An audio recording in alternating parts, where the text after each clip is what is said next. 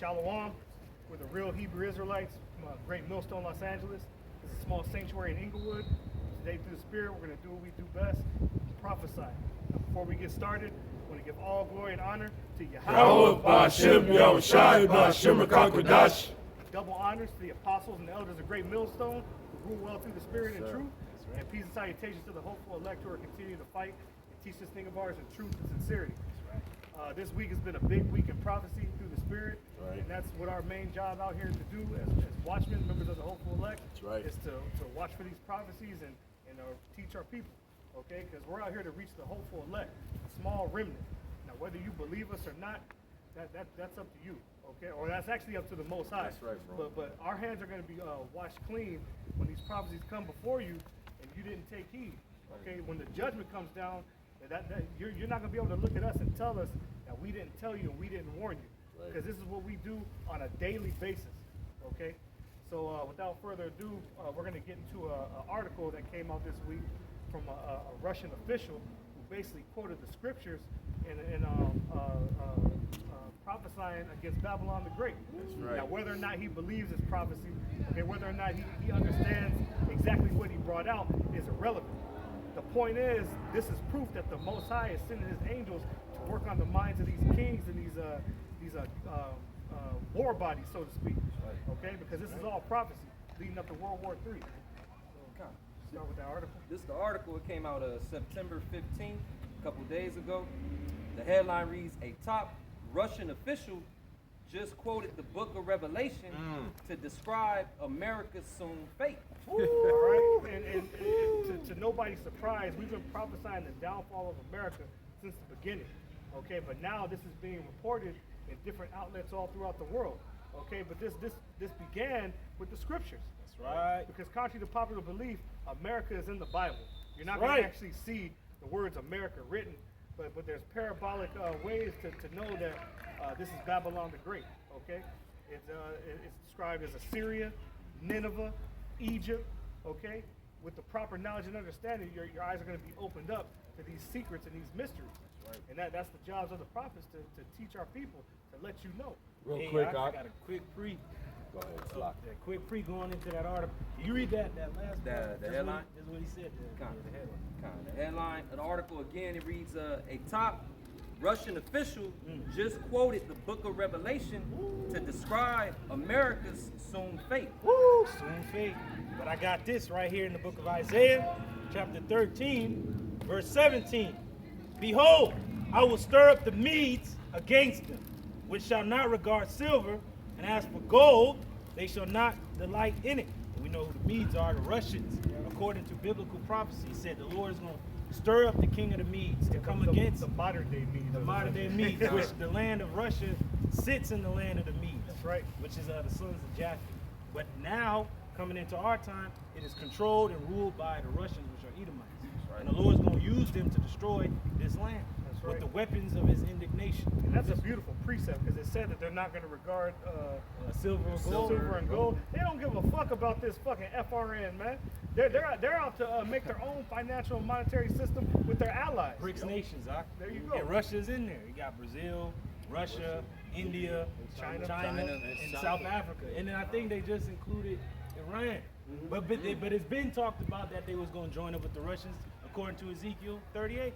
And all those nations are pooling their efforts to divest from America, to crash the fucking dollar. You know? So one of the prime indicators of who and where Babylon was is that it would be the pantheon of wickedness. It would be the example to all the world of what not to do. That's beautifully put, because when you look at all the nations around the world, who has the most sway and influence over all these other countries? It's America. Babylon the Great. You got a precept? No. I got a little more. Next verse. This is Isaiah chapter 13, verse 18. "Their bows," going into the silos where the missiles is going to be launched.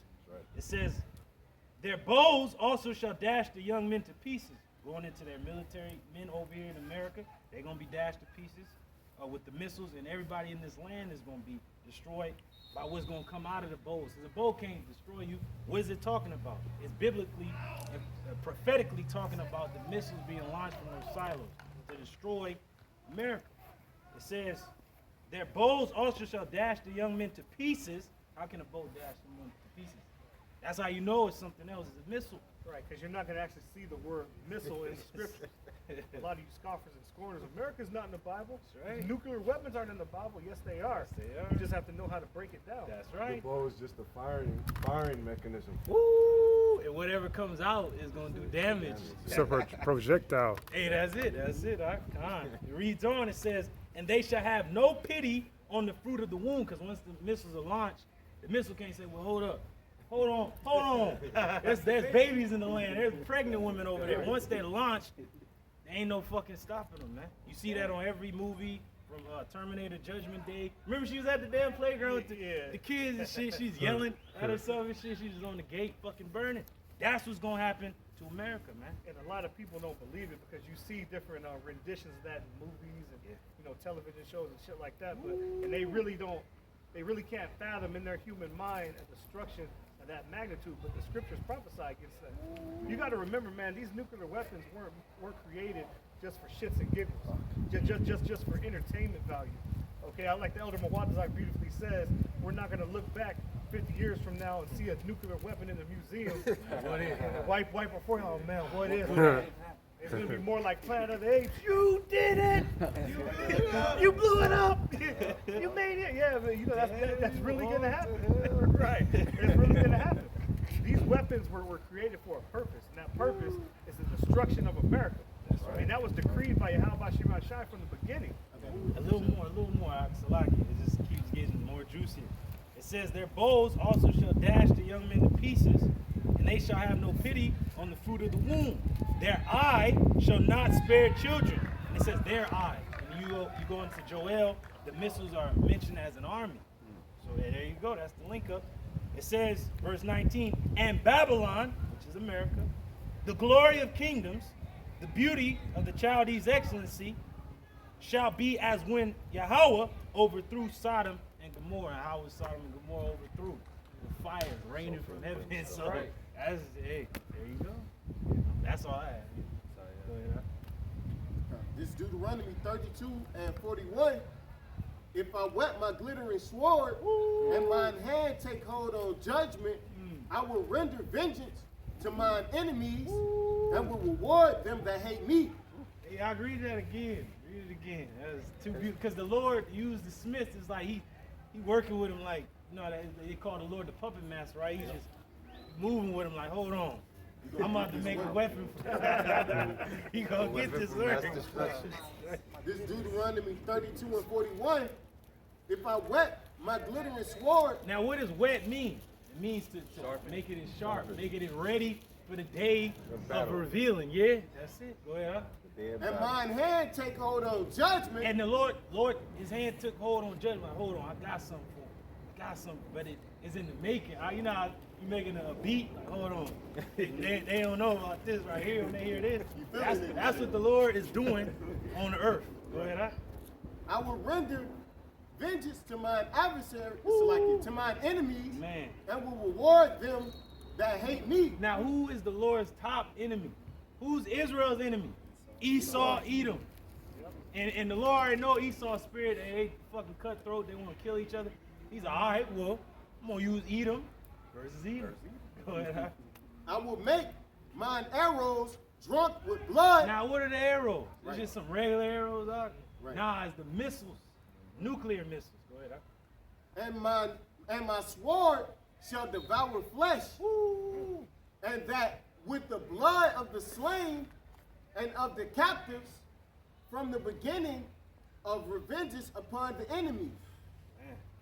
Rejoice, O ye nations, with his people, for he will avenge the blood of his servants and will render vengeance to his adversaries. Man, because it's going to be a good thing for the earth that Babylon is fucking destroying this man's whole power structure. It say, hey, the nations, yeah, you're going to get destroyed. A lot of y'all going to die. But rejoice with the people of the Lord, because in the end, it's going to be a better earth, a refreshed earth, and a righteous rulership. That reminds me of that precept, when the righteous are in authority, the people rejoice. You know? When the wicked are in rule, the people mourn. And they going to know everybody that was slain.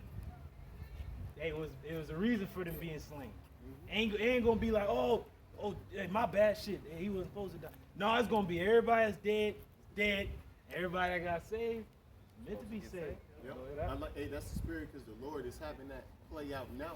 Like, for example, with this rapper that got killed.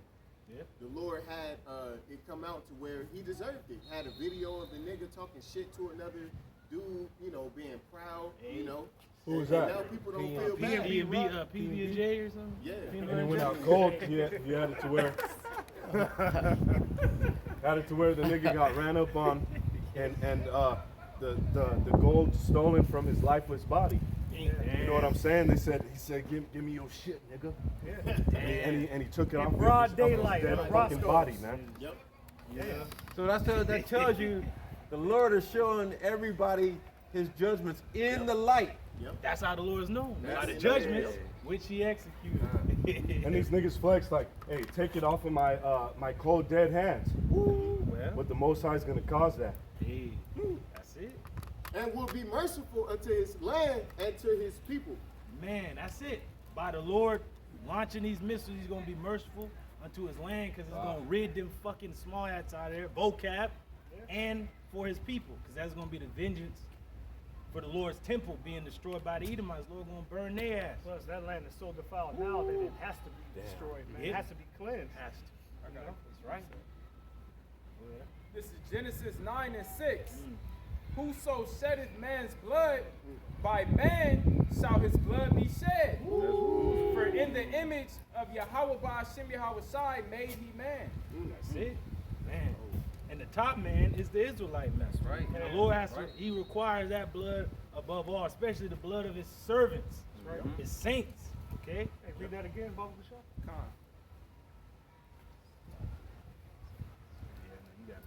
Yeah. 2 Peter 3, bro. And nobody shed more blood than Esau. Genesis 9:6. Whoso sheddeth man's blood, by man shall his blood be shed. And Esau is the most bloodiest man on this planet. All the blood that he damn near wiped out Gad. You know, Southern Kingdom was not too far behind. You know, our innocent blood is crying out, man, and we're about to be avenged. It's coming out that that's his drink of choice as well. Yeah, no shit. Hey, that's the Adrenochrome. That's the reason I brought this precept out, because the brothers is going into the nuclear destruction of America, and how was America established and founded on the bloodshed of the Israelites. So in return, it's about to be wiped out by that nuclear fire. What's that scripture say? Because now I Because hate outside blood. hated blood. Oh, yeah. Hey, that's where I'm at. I think Ezekiel 36. 36 and 5. 5. Okay. You want me to bring that out or can we finish? Yeah. It says, for in the image of Yahweh Ba'ashem Yahweh Shai made he man. You see that in the image of Yahweh Shemai Shai made he man. Remember back in Genesis where the Elohim said, let us make man in our image? That was talking about the Adamites. We were given the law, statutes, and commandments. Okay, and who has Esau put hell on? A perpetual hatred from the beginning. It's the Israelites, man. You know? And we're about to get that recompense, that payback. We just got to wait on the Lord. That's right. But we take comfort in knowing that this is our last captivity, man. He And- said it. He said it. That was Revelation. It said, this is the patience and the faith of the saints, is to take this man into slavery, and all that took us into slavery, and to he that killed with the sword must be Right. killed. With the sword. You know, hey, I'm glad you just said that, brother. Righteous recompense. Right. Because you'll have those out there that say that we're wrong for wanting revenge. We in our feelings. If we're in our feelings, You're supposed to be. or we want payback. When here it is, when an atrocity happens to these heathens, they remind you annually, never forget, always remember. But when we bring up slavery and the things that happen with our people, it's always get over it, or that was a long time ago. You see the hypocrisy of this people? Yep. Hey, Esau gets his recompense during World War II, that attack on Hiroshima and Nagasaki. That's right. A part of that was a response for Pearl Harbor. That's right. That's right. He didn't let it go. Which was questionable anyway. Exactly. Yeah. Yep. Now False here flag. it is. It's 2022, and you got all these different laws for the alphabet people and this and that. But here it is. A live action movie of The Little Mermaid comes out, and they cast Ariel as a so-called black woman, and fucking these Christians are losing their fucking mind, man. Yeah. When you look at history, they're the last samurai. They're the princes of Egypt. Right. Okay. What else? Help me out, brothers. What else? They're everybody. They're the Israelites. They're the Vikings. They're the Egyptians. They're They're the everybody, Egyptians. They're the gods of Egypt. They're the Anglo-Saxons. Hey, everybody. You know what I'm saying? And these are accounts that you can look through secular They're the history. last Mohican. Right. I Yeah. just saw a documentary on the History Channel, and it was going into how Hannibal crushed an army regiment, and they had Hannibal as an Edomite. Looking like an Edomite, yeah. Knowing damn well he comes from North Africa, Judah, but they always make him Esau and shit. Knowing damn well what region he's from, you know. He was damn blue. That's one of the main reasons when you go into it that they kept shooting Vin Diesel's concept down because he wanted to play Hannibal. He had I forgot what actor it was. He's a black actor playing his father, and he wanted to make like a historic, like one of those like 300 gladiator type movies, but with Hannibal. And Vin Diesel cast himself to play Hannibal, but the producers kept shutting it down because they don't want that truth to come out. And who runs Hollywood? The fucking small hat, you piece of shit. Hey, but guess what? AI. And AI keeps winning all these art contests and shit, and the AI just keeps making artwork of Jake. Yeah. So, Israel's Renaissance era, man. That's right. Rebirth. Hey, we coming. Hey, see, AI is making the art. We don't even have to do it, man. That's right. See, E had to go iconoclast and fucking take down our paintings and repaint it. Yeah, the AI just taking your ass out and just painting Jake. Which is all spiritual when you think about it, because artificial intelligence is just the left-hand demon. And Elon Musk came out and said that through their technology they're summoning the demon. Right. He said that in the article, Controlled by the Most High. Right, and it makes sense because when these AIs are asked certain questions, specific questions, they're telling you the truth.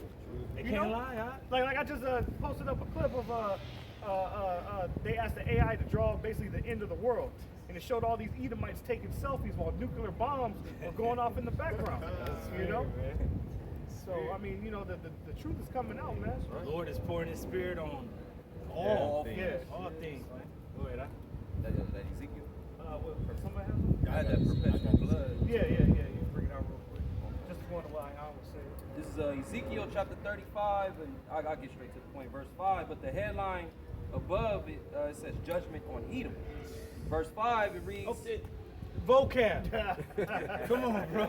Explain to me. So that's just old and done away with. Pretty much he gonna pull a Sakari like, we don't know who wrote it, so we're just gonna remove that.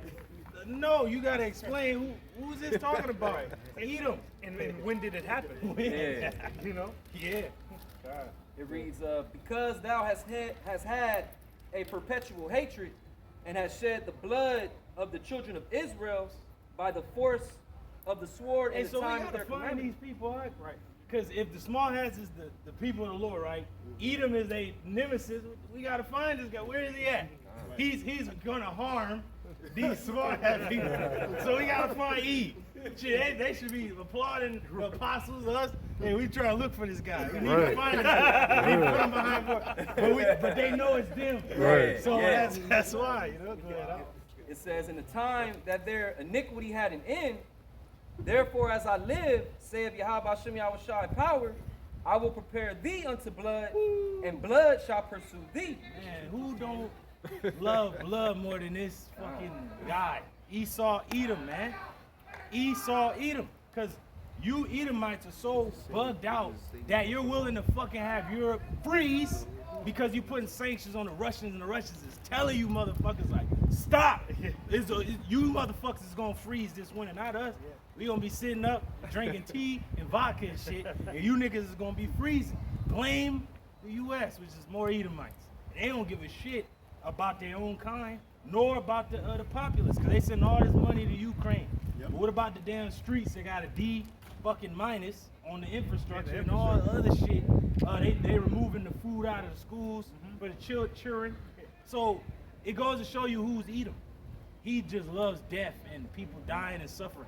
He's the devil. Hey, that's why one of his biggest industry is the weapons industry. Lockheed Martin, all his technology and shit go through the military first, because that's his mindset. Is fucking war.